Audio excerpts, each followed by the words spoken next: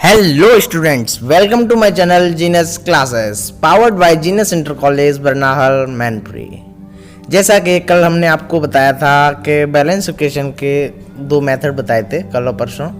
तो कल जो बताया था वो था ABCD मेथड, नाम ऐसे ही दे दिया गया है, लेकिन मुझे पूर्ण विश्वास है आपसे कि आपको हिट एंड ट्रायल मेथड से कई ज़्यादा ये पसंद आया होगा। यदि आप समझ गए हैं और न समझें तो एक बार और ट्राई करें, और फिर भी ना समझें मैं कमेंट में बता दें, हम दूसरा तरीका ट्राई करेंगे बताने का। और आज जो हम बताएंगे वो है टाइप्स ऑफ केमिकल रिएक्शंस, और ये क्यों इम्पोर्टेंट है हमारी ज़िंदगी में, क्या होती हैं टाइप्स ऑफ केमिकल रिएक्शन, आज हम जानेंगे। तो ज़्यादा देरी न करते हुए चलते हैं आज के टॉपिक की ओर। आज का हमारा जो टॉपिक है वो है केमिकल रिएक्शंस के type, means types of chemical reaction. इसमें हम ये जानेंगे कि केमिकल रिएक्शन कितने प्रकार की होती हैं, वो तो आप समझ ही गए होंगे। देखो, पहले हम ये देखते हैं केमिकल रिएक्शन क्या होती है। जैसे आप जान तो चुके हैं, लेकिन एक बार थोड़ा रिवीजन सा हो जाए। कह सकते हैं chemical reaction involve the breaking and making bond. जो केमिकल रिएक्शन है उसमें क्या होता है, बॉन्ड है वो ब्रेकिंग होते हैं और मेकिंग होते हैं। मतलब किसी से रिश्ता जुड़ा है उसे तोड़ के किसी और से रिश्ता जोड़ लेते हैं।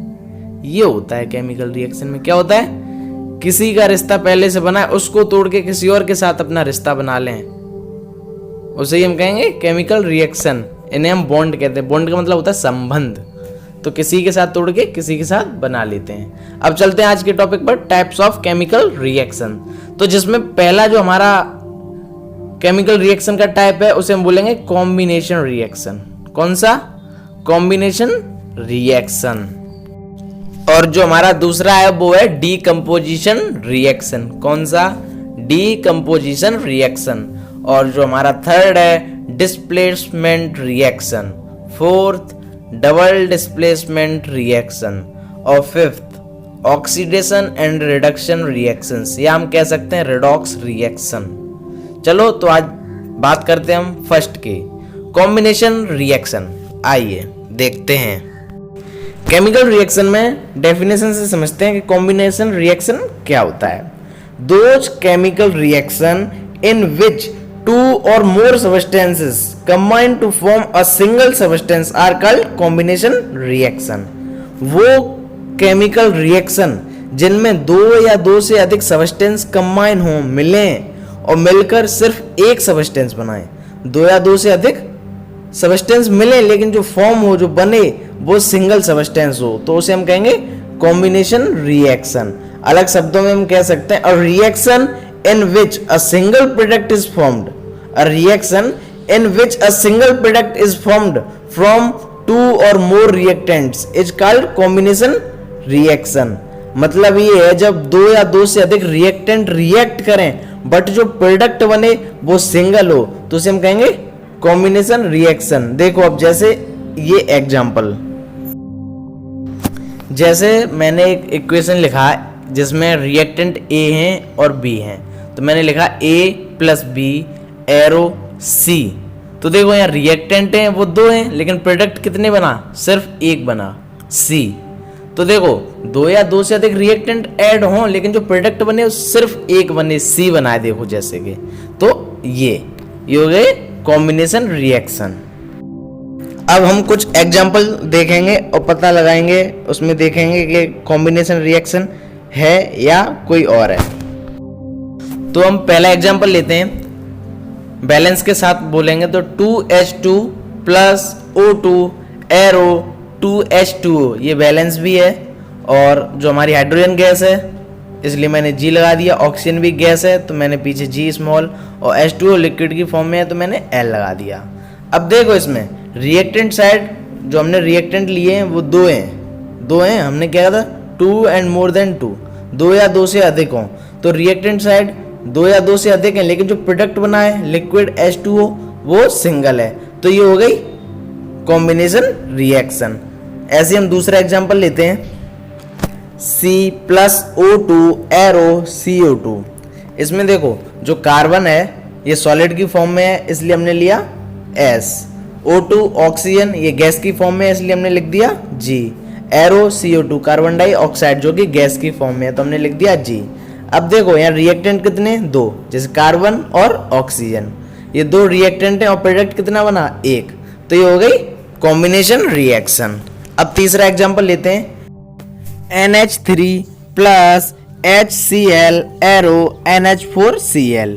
अब इसमें देखो मैंने क्या किया, NH3 जो गैस में है, अमोनिया गैस में है, तो मैंने लिख दिया G। HCl हाइड्रोक्लोरिक एसिड, ये भी गैस की फॉर्म में है, तो मैंने लिख दिया G। और अमोनियम क्लोराइड NH4Cl, ये सॉलिड की फॉर्म में है, तो मैंने लिख दिया S। अब देखो रिएक्टेंट साइड कितने कंपाउंड या फॉर्मूले हैं, 2, NH3 और HCl, और प्रोडक्ट साइड सिंगल, तो ये भी हो गया कॉम्बिनेशन रिएक्शन। अब चलते हैं अगले एग्जांपल की ओर। तो अगला है SO2 plus O2 arrow SO3।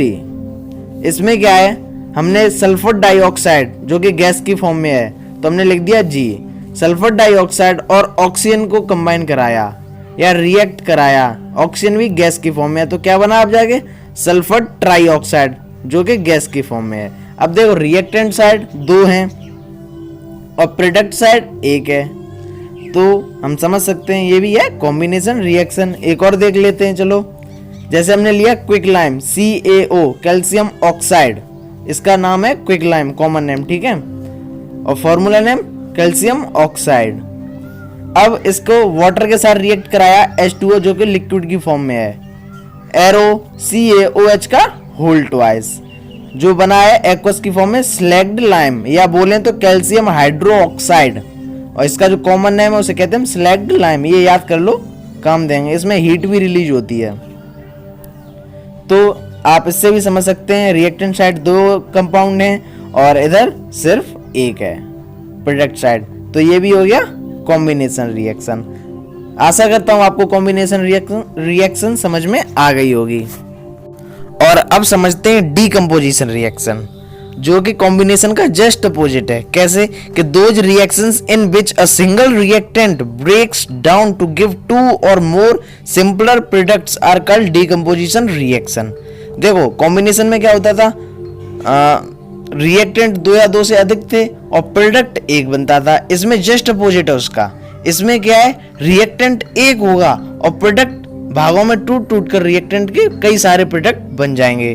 कह रहा है ना, जैसे कि reactant breaks down to give 2 और मोर सिंपलर प्रोडक्ट्स, जो रिएक्टेंट है वो कई भागों में टूटकर सिंपलर प्रोडक्ट की फॉर्म में बन जाएगा और प्रोडक्ट 2 या 2 से अधिक हो सकते हैं। यदि अलग शब्दों में हम इन्हें और समझें या दूसरी डेफिनेशन भी कह सकते हैं, तो those reactions in which a single reactant splits up to give 2 और more products are called decomposition reaction. वो रिएक्शन जिनमें सिर्फ सिंगल रिएक्टेंट हो, एक रिएक्टेंट हो और वो टूट कर 2 या 2 से अधिक प्रोडक्ट्स में बन जाए, तो उसे कहेंगे हम डीकंपोजिशन रिएक्शन। अब बात करते हैं एग्जाम्पल की, लेकिन इसमें एक बात याद रखना, it is important to know that decomposition reaction is opposite of combination reaction. ये कॉम्बिनेशन रिएक्शन की जस्ट अपोजिट है। तो एग्जाम्पल सुनते हैं, CaCO3 जिसको हमने हीट दी तो क्या बना, CaO प्लस CO2।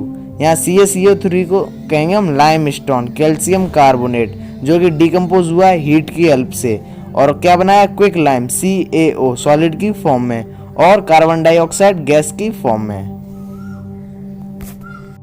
ऐसे ही अब हम दूसरा एग्जांपल लेते हैं, पोटेशियम क्लोराइड KClO3 जो कि सॉलिड की फॉर्म में है। एरो हीट की यूज पड़ती है, जितनी भी डिकम्पोजिशन है उनमें सब में हीट की आवश्यकता पड़ती है, रिक्वायरमेंट होती है, जिसके लिए हम ट्रायंगल भी बनाते हैं, हीट भी लिख सकते हैं। तो आगे 2KCl सॉलिड की फॉर्म में प्लस 3O2 गैस, बैलेंस के साथ लिख रहा हूँ, आगे 2 भी होंगे उधर।